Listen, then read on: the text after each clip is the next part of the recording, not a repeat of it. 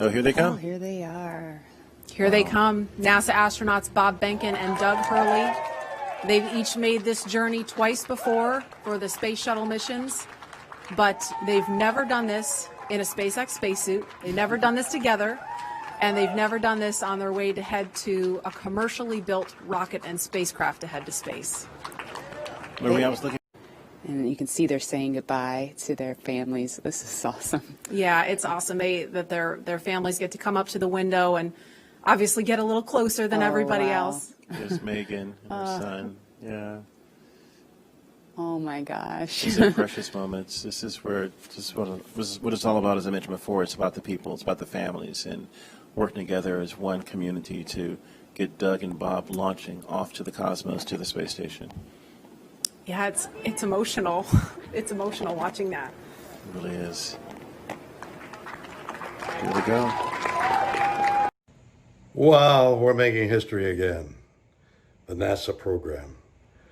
I'm there with you guys in spirit. Bob, Doug, good luck. I know you'll be fine. I'll be watching and got everything crossed, arms, legs. I'm tied in a knot. Can't wait for you to get back safely.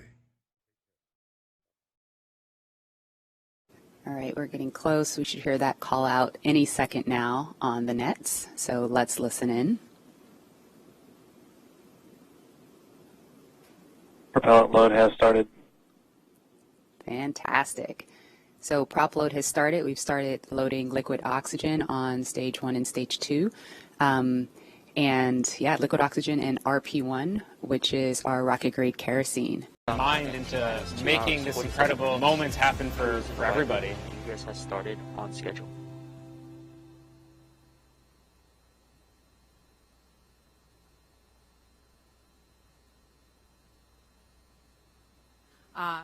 We see them signing. Looks like they're signing something in there right now. Yeah, we give them a black Sharpie to sign the white room. It's starting a new tradition. Yeah, we didn't do that. That's nice. That's awesome. It's a good tradition. Yeah. So right now what the crew, the suit technicians are doing is they're strapping the crew's feet into these restraints that the boots sit inside of. They're then going to close those 5-point harnesses around them.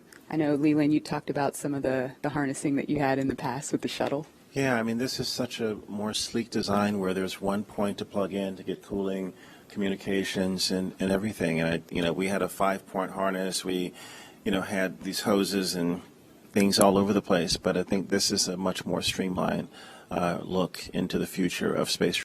And now that the hatch is closed, a lot of the work of this team is done. But I mean, they're obviously not finished. They're not ready to leave the white room just yet. You were talking to some folks about what's going on in this room now. Yeah, that's right. They should be completing the hatch leak check. You sort of pressurize that area between, there's 2 O-rings that are there, and we want to pressurize that area, see if it holds pressure. It's a very, very sensitive test, very high criteria for passing. And so once that leak check is shown to be okay, and that the capsule or that those O-rings are able to hold pressure, what the team will do is they'll go back into that area, into that access panel, and install what we call the SPEP, which is the side pressure equalization plug.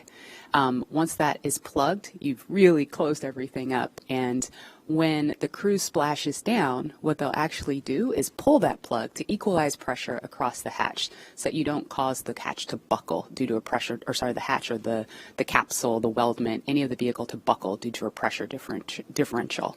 So they should be adding that plug, and then they'll cover up that side hatch access panel with the TPS panel or thermal protection system panel, close it up, and that'll make sure it stays safe on ascent. And you've heard Mike Taylor, the SpaceX launch director, give instructions to the team. We've also just heard the call. The crew access arm retraction is underway. Great view from the camera inside the white room as we see the arm moving away from the Dragon capsule, one of the major events necessary to get down to T0. The next one coming up will be arming of the escape system on the Dragon capsule. In Dragon SpaceX, unfortunately, we are not going to launch today. You are go for 5.100 launch scrub. 5.100. It was a good effort by the teams, and we understand, and we'll meet you there. I mean, we're just all sitting here. We watched Bob Behnken just climb out of his seat. Looks like he is out of Crew Dragon now, and Doug Hurley following suit. No pun intended. There we see Bob in the foreground and Doug climbing out of Crew Dragon in the background. But there are a lot of folks who are going, why an instantaneous launch window for Falcon 9 and Dragon? Now, typically when we go to the space station, when we do the mission planning, it's an instantaneous window. There may be enough performance in the rocket to launch somewhere in a 5-minute period, but you've got to pick a time in there. But in the case of Falcon 9, once we start propellant load at T-minus 35 minutes, it doesn't matter so much if you can move 5 or 10 minutes left or right, because the whole sequence is scripted. We do the flight analysis assuming that the temperatures of the propellants are below a certain amount so that we know how much performance is available to the rocket, how much margin we're going to have. So essentially, if you start the countdown, 4 hours, 8 hours out like we were doing today, and you have a very short window, once you get into propellant loading at T-minus 35 minutes, you have to go as soon as you get to zero. We don't have the ability to stop the countdown, wait 5 minutes.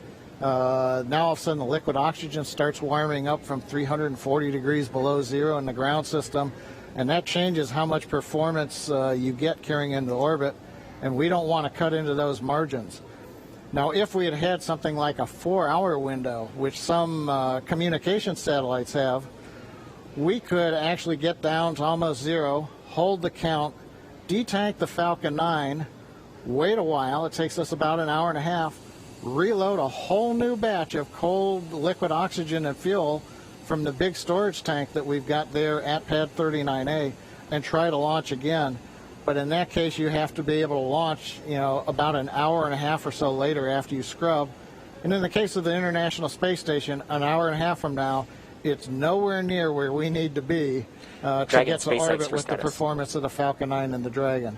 So today, it's a combination. We start the day with a 1-second window. Yeah, just informing you, it's but been once 2 we hours, get inside of 35 minutes, it becomes an instantaneous window for the Falcon 9, regardless of what the customer may be able to give us. So there's a little explanation for folks who are wondering why we have such a